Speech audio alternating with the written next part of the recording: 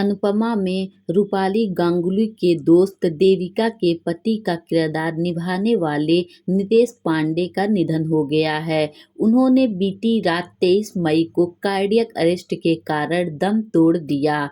Actor की उम्र 51 साल थी। अनुपमा शो अब घर घर में फेमस हो गया है। दर्शक भी शो के सभी किरदार को देखना और फॉलो करना काफी पसंद करते हैं।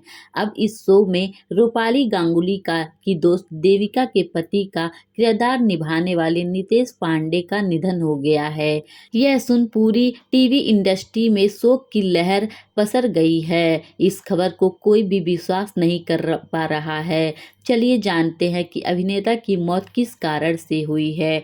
बीती रात अनुपमा फेम नितेश पांडे ने कार्डियक अरेस्ट के कारण दम तोड़ दिया। अभिनेता की उम्र केवल 51 साल थी, लेकिन इस उम्र में भी उन्हें दुनिया को अलविदा कहना पड़ा। नितेश पांडे लंबे समय से टीवी इंडस्ट्री का हिस्सा थे और उन्हें आए दिन अनुपमा शो में देखा जाता था।